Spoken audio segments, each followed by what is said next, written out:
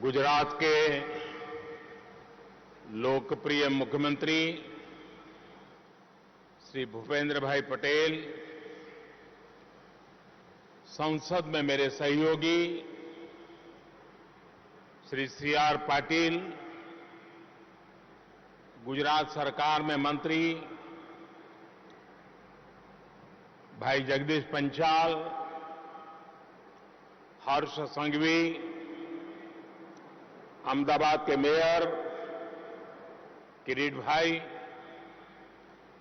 KVIC के chairman Manoj ji, अन्य सभी महानुभाव और गुजरात के कोने कोने से आए हुए मेरे प्यारे भाइयों और बहनों, साबरमती का ये किनारा आज धन्य हो गया है। आजादी के 75 वर्ष पूरे होने के उपलक्ष्य में 7,500 बहनों बेटियों ने एक साथ चरखे पर सूत काटकर नया इतिहास रच दिया है।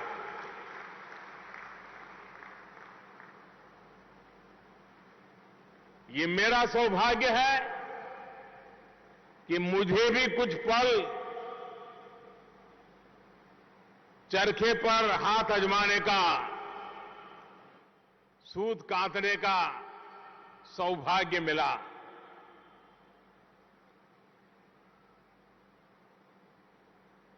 मेरे लिए आज ये चरखा चलाना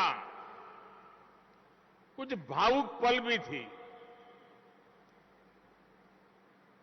मुझे मेरे बचपन की ओर ले गई, क्योंकि हमारे छोटे से घर में एक कोने में ये सारी चीजें रहती थी और हमारी मां आर्थिक उपार्जन को ध्यान में रखते हुए जब भी समय मिलता था वो सूत काटने के लिए बैठती थी।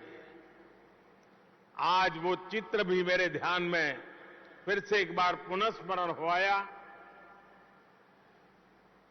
और जब इस सारी चीजों को मैं देखता हूं, आज या पहले भी, कभी कभी मुझे लगता है कि जैसे एक भक्त भगवान की पूजा जिस प्रकार से करता है, जिन पूजा की सामग्री का उपयोग करता है, ऐसा लगता है इस सूत काटने की प्रक्रिया भी जैसे ईश्वर की आराधना से कम नहीं है। जैसे चरखा आजादी के आंदोलन में देश की धड़कन बन गया था, वैसा ही स्पंदन आज मैं यहां साबरमती के तट पर महसूस कर रहा हूं। मुझे विश्वास है कि यहां मौजूद सभी लोग इस आयोजन को देख रहे सभी लोग आज यहां खादी उत्सव की ऊर्जा को महसूस कर रहे होंगे। आजादी के अमृत महोत्सव में देश ने आज खादी महोत्सव करके अपने स्वतंत्रता सेनानियों को बहुत सुंदर उपहार दिया है। आज ही गुजरात राज्य खादी ग्रामोद्योग बोर्ड की नई बिल्डिंग और साबरमती नदी पर भव्य अटल ब्रिज का भी लोकार्पण हुआ है। मैं अहमदाबाद के लोगों को गुजरात के लोगों को आज इस एक नए पड़ाव पर आकर के हम आगे बढ़ रहे हैं, तब बहुत बहुत बधाई देता हूं, बहुत बहुत शुभकामनाएं देता हूं। साथियों, अटल ब्रिज साबरमती नदी को दो किनारों को ही आपस में नहीं जोड़ रहा, बल्कि डिजाइन और इनोवेशन में भी अभूतपूर्व है। इसकी डिजाइन में गुजरात के मशहूर पतंग महोत्सव का भी ध्यान रखा गया है। गांधीनगर और गुजरात ने हमेशा अटल जी को खूब स्नेह दिया था। 1996 में 1996 में अटल जी ने गांधीनगर से रिकॉर्ड वोटों से लोकसभा चुनाव जीता था। ये अटल ब्रिज यहां के लोगों की तरफ से उन्हें एक भावभीनी श्रद्धांजलि भी है। साथियों, कुछ दिन पहले गुजरात सहित पूरे देश ने आजादी के 75 वर्ष पूरे होने पर बहुत उत्साह के साथ अमृत महोत्सव मनाया है। गुजरात में भी जिस प्रकार गांव-गांव, गली-गली, हर घर तिरंगे को लेकर उत्साह, उमंग और चारों तरफ मन भी तिरंगा, तन भी तिरंगा, जन भी तिरंगा, जज्बा भी तिरंगा, उसकी तस्वीरें हम सबने देखी है। यहां जो तिरंगा रैलियां निकली, प्रभात फेरियां निकली, उनमें राष्ट्रभक्ति का ज्वार तो था ही, अमृत काल में विकसित भारत के निर्माण का संकल्प भी रहा। यही संकल्प आज यहां खादी उत्सव में भी दिख रहा है। चरखे पर सूत कातने वाले आपके हाथ भविष्य के भारत का ताना बाना बुन रहे हैं। साथियों, इतिहास साक्षी है कि खादी का एक धागा आजादी के आंदोलन की ताकत बन गया। उसने गुलामी की जंजीरों को तोड़ दिया। खादी का वही धागा विकसित भारत के प्रण को पूरा करने का, आत्मनिर्भर भारत के सपने को पूरा करने का प्रेरणा स्रोत भी बन सकता है। जैसे एक दिया, चाहे वो कितना ही छोटा क्यों ना हो, वो अंधेरे को परास्त कर देता है। वैसे ही खादी जैसी हमारी परंपरागत शक्ति भारत को नई ऊंचाई पर ले जाने की प्रेरणा भी बन सकती है। और इसलिए ये खादी उत्सव स्वतंत्रता आंदोलन के इतिहास को पुनर्जीवित करने का प्रयास है। ये खादी उत्सव भविष्य के उज्जवल भारत के संकल्प को पूरा करने की प्रेरणा है। साथियों, इस बार 15 अगस्त को लाल किले से मैंने पंच प्राणों की बात कही है। आज साबरमती के तट पर इस पुण्य प्रवाह के सामने, ये पवित्र स्थान पर मैं पंच प्राणों को फिर से दोहराना चाहता हूं। पहला, देश के सामने विराट लक्ष्य, विकसित भारत बनाने का लक्ष्य। दूसरा, गुलामी की मानसिकता का पूरी तरह त्याग। तीसरा, अपनी विरासत पर गर्व। चौथा, राष्ट्र की एकता बढ़ाने का पुरजोर प्रयास। और पांचवा, हर नागरिक का कर्तव्य।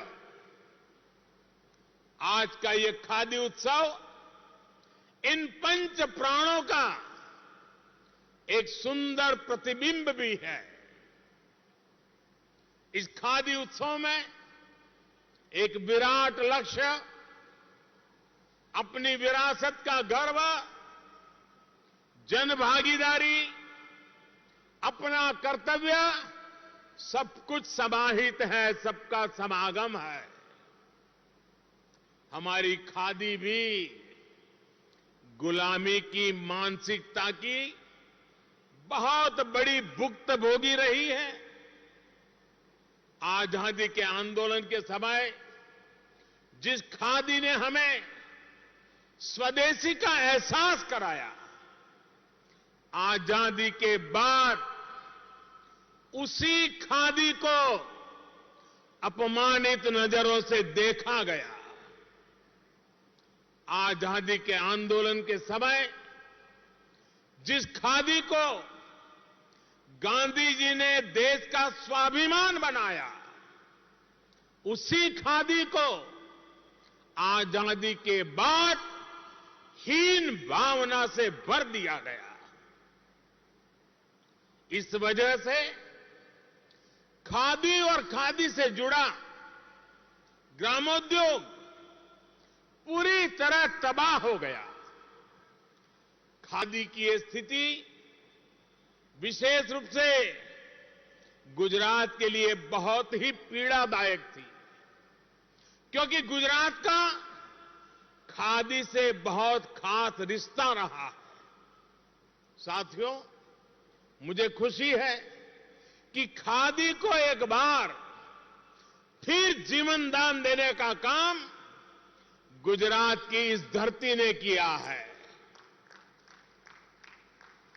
मुझे याद है, खादी की स्थिति सुधारने के लिए 2003 में हमने गांधी जी के जन्म स्थान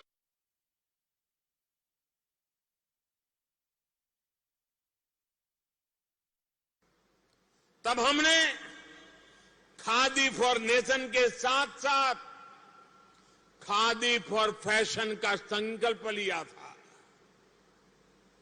गुजरात में खादी के प्रमोशन के लिए अनेकों फैशन शो किए गए, मशहूर हस्तियों को इससे जोड़ा गया। तब लोग हमारा मजाक उड़ाते थे, अपमानित भी करते थे, लेकिन खादी और ग्रामोद्योग की उपेक्षा गुजरात को स्वीकार नहीं थी।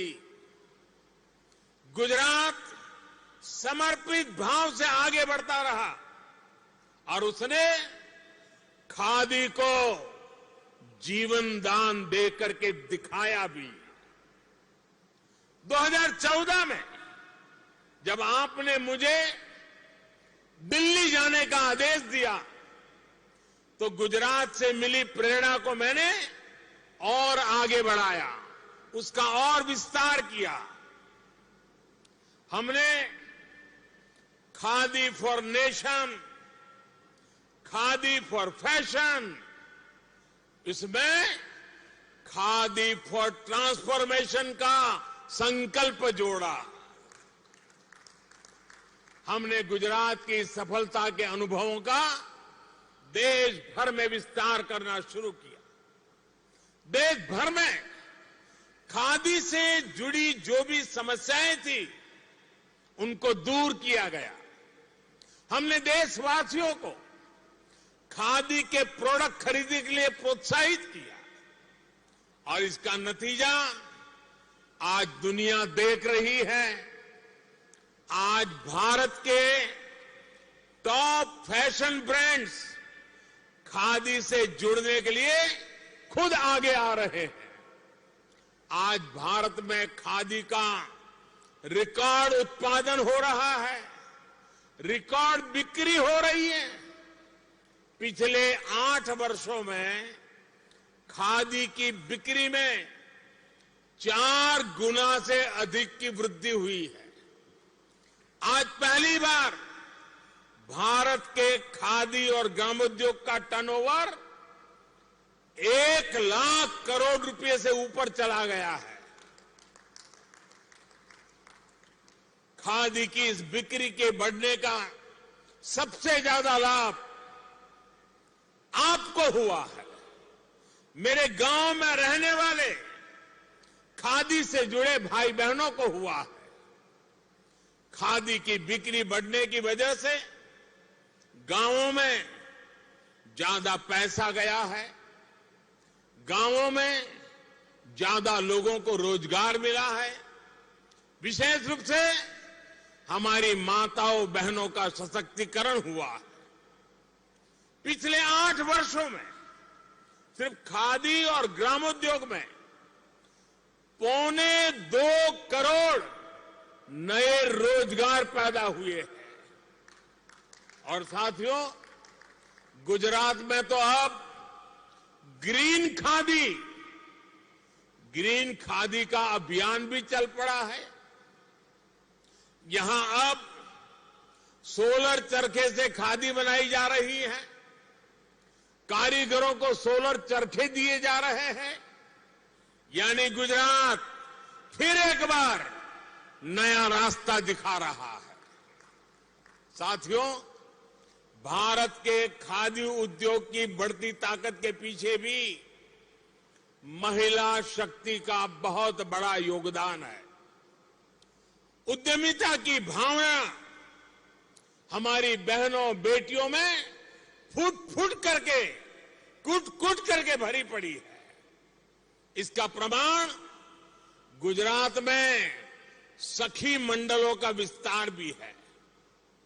1 दशक पहले हमने गुजरात में बहनों के सशक्तिकरण के लिए मिशन मंगलम शुरू किया था।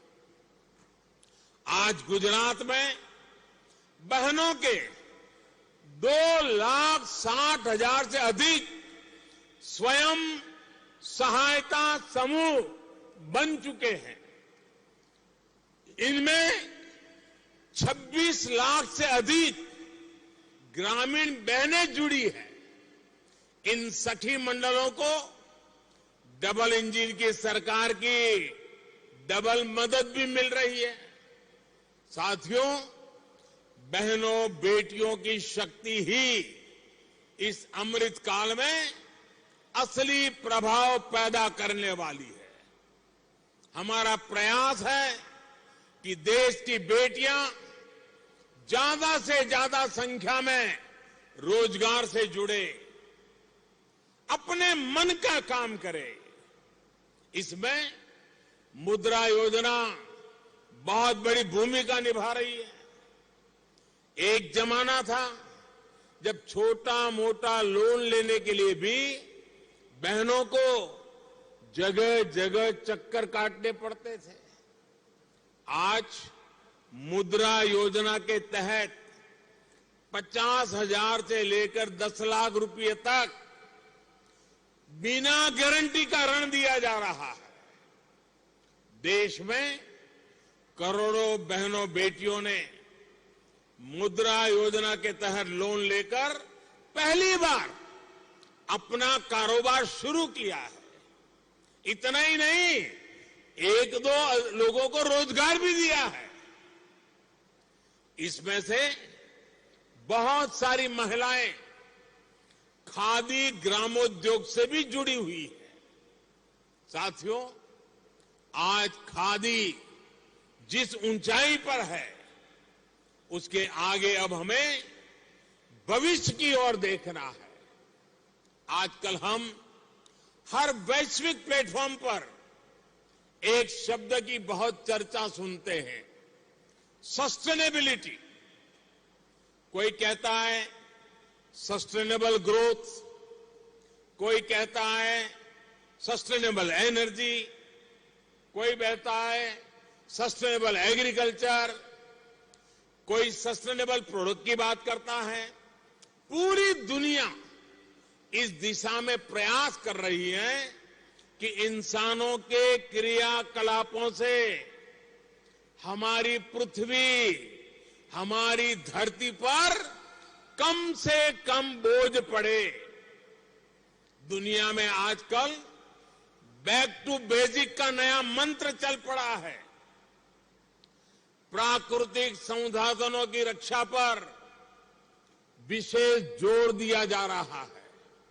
ऐसे में सस्टेनेबल लाइफस्टाइल की भी बात कही जा रही है। हमारे उत्पाद इको फ्रेंडली हो, पर्यावरण को नुकसान न पहुंचाए, ये बहुत आवश्यक है। यहां खादी उत्सव में आए आप सभी लोग सोच रहे होंगे कि मैं सस्टेनेबल होने की बात पर इतना जोर क्यों दे रहा। इसकी वजह है खादी सस्टेनेबल क्लोथिंग का उदाहरण है। खादी इको फ्रेंडली क्लोथिंग का उदाहरण है। खादी से कार्बन फुटप्रिंट कम से कम होता है।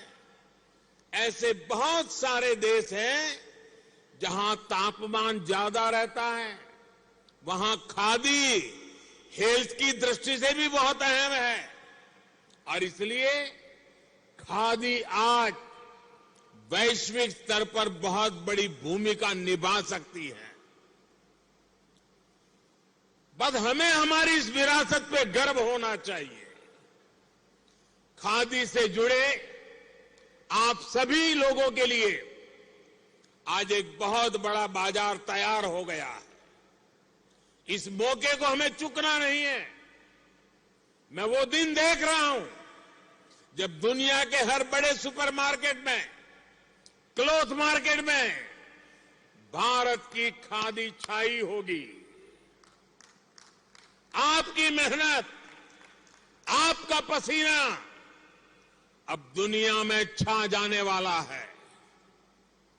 जलवायु परिवर्तन के बीच अब खादी की डिमांड और तेजी से बढ़ने वाली है। खादी को लोकल से ग्लोबल होने से अब कोई शक्ति रोक नहीं सकती है।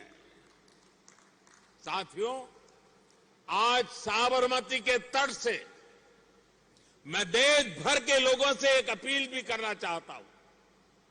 आने वाले त्योहारों में इस बार खादी ग्रामोद्योग में बना उत्पाद ही उपहार में दें। आपके पास घर में भी अलग अलग तरह के फैब्रिक से बने कपड़े हो सकते हैं, लेकिन उसमें आप थोड़ी जगह खादी को भी जरा दे देंगे तो वोकल फॉर लोकल अभियान को और गति मिलेगी। किसी गरीब के जीवन को सुधारने में मदद होगी। आप में से जो भी विदेश में रह रहे हैं, अपने किसी रिश्तेदार या मित्र के पास जा रहा हो तो वो भी गिफ्ट के तौर पर खादी का एक प्रोडक्ट साथ ले जाएं। इससे खादी को तो बढ़ावा मिलेगा ही, साथ ही दूसरे देश के नागरिकों में खादी को लेकर जागरूकता भी आएगी। साथियों, जो देश अपना इतिहास भूल जाते हैं, वो देश नया इतिहास बना भी नहीं पाते। खादी हमारे इतिहास का, हमारी विरासत का अभिन्न हिस्सा है। जब हम अपनी विरासत पर गर्व करते हैं, तो दुनिया भी उसे मान और सम्मान देती है। इसका एक उदाहरण भारत की टॉय इंडस्ट्री भी है। खिलौने, भारतीय परंपराओं पर आधारित खिलौने प्रकृति के लिए भी अच्छे होते हैं, बच्चों के स्वास्थ्य का भी नुकसान नहीं पहुंचाते।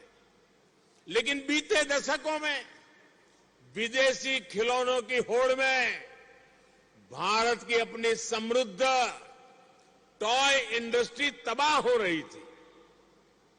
सरकार के प्रयास से खिलौना उद्योगों से जुड़े हमारे भाई बहनों के परिश्रम से अब स्थिति बदलने लगी है। अब विदेश से मंगाए जाने वाले खिलौनों में भारी गिरावट आई है। वहीं भारतीय खिलौने ज्यादा से ज्यादा दुनिया के बाजारों में अपनी जगह बना रहे हैं। इसका बहुत बड़ा लाभ हमारे छोटे उद्योगों को हुआ है, कारीगरों को, श्रमिकों को, विश्वकर्मा समाज के लोगों को हुआ है। साथियों, सरकार के प्रयासों से हैंडीक्राफ्ट का निर्यात, हाथ से बुनी कालीनों का निर्यात भी बढ़ रहा है। आज 2 लाख से ज्यादा बुनकर और हस्तशिल्पी कारीगर जेम पोर्टल से जुड़े हुए हैं और सरकार को आसानी से अपना सामान बेच रहे हैं। साथियों, कोरोना के इस संकट काल में भी हमारी सरकार अपने हस्तशिल्प कारीगरों, बुनकरों, कुटीर उद्योग से जुड़े भाई बहनों के साथ खड़ी रही है। लघु उद्योगों को, एमएसएमई को आर्थिक मदद देकर सरकार ने करोड़ों रोजगार जाने से बचाए हैं। भाइयों और बहनों, अमृत महोत्सव की शुरुआत पिछले वर्ष मार्च में दांडी यात्रा की वर्षगांठ पर साबरमती आश्रम से हुई थी। अमृत महोत्सव अगले वर्ष अगस्त 2023 तक चलना है। मैं खादी से जुड़े हमारे सभी भाइयों बहनों को, गुजरात सरकार को इस भव्य आयोजन के लिए बहुत बहुत बधाई देता हूं। अमृत महोत्सव में हमें ऐसे ही आयोजनों के माध्यम से नई पीढ़ी को स्वतंत्रता आंदोलन से परिचित कराते रहना है। मैं आप सभी से, देशवासियों से एक आग्रह करना चाहता हूं। आपने देखा होगा दूरदर्शन पर एक स्वराज सीरियल शुरू हुई है। आप देश के आजादी के लिए, देश के स्वाभिमान के लिए हिंदुस्तान के कोने कोने में क्या संघर्ष हुआ, क्या बलिदान हुए, इस सीरियल में स्वतंत्रता आंदोलन से जुड़ी गाथाओं को बहुत विस्तार से दिखाया जा रहा है।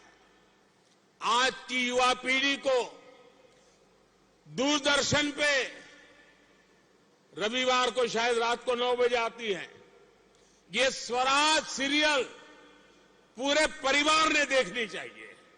हमारे पूर्वजों ने हमारे लिए क्या क्या सहन किया है, इसका हमारी आने वाली पीढ़ी को पता होना चाहिए। राष्ट्रभक्ति, राष्ट्र चेतना और स्वावलंबन का ये भाव देश में निरंतर बढ़ता रहे, इसी कामना के साथ मैं फिर एक बार आप सबका हृदय से आभार व्यक्त करता हूं। मारे विशेष रूपे हमारी यहां माताओं बहनों ने पण प्रणाम करवा छे, कारण आ चरखो चलावવો એ પણ એક પ્રકારની સાધના છે। પૂરી એકાગ્રતાથી, यौगिक ભાવથી આ માતાઓ બહેનો રાષ્ટ્રના વિકાસની અંદર યોગદાન આપી રહી છે અને આટલી મોટી સંખ્યામાં ઇતિહાસમાં પહેલી વાર આ ઘટના ઘટી હશે। ઇતિહાસમાં પહેલી વાર.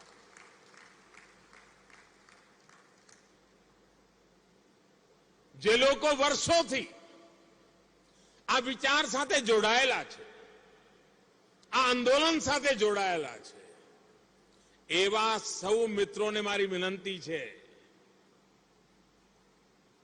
કે અત્યાર સુધી આપે જે પદ્ધતિથી કામ કર્યું છે, જે રીતે કામ કર્યું છે, આજે ભારત સરકાર દ્વારા મહાત્મા ગાંધીના આ મૂલ્યોને ફરી એકવાર પ્રાણવાન બનાવવાના જે પ્રયાસ ચાલી રહ્યા છે, એને સમજવાનો પ્રયાસ થાય, એનો સ્વીકાર કરીને આગળ વધવામાં મદદ થાય.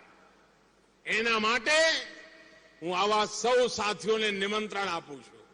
આવો આપણે સાથે મળીને આઝાદીના અમૃત મહોત્સવમાં પૂજ્ય બાપુએ જે મહાન પરંપરા ઉભી કરી છે, જે પરંપરાઓ ભારતના ઉજ્જવળ ભવિષ્યનો આધાર બની શકે એમ છે, એના માટે પૂરી શક્તિ લગાવીએ, સામર્થ્ય જોડીએ, કર્તવ્ય ભાવ નિભાવીએ અને વિરાસત પર ગર્વ કરીને આગળ વધીએ. એ જ અપેક્ષા સાથે ફરી એકવાર આ સૌ માતાઓ બહેનોને આદરપૂર્વક નમન કરીને મારી વાત પૂર્ણ કરું છું. ધન્યવાદ.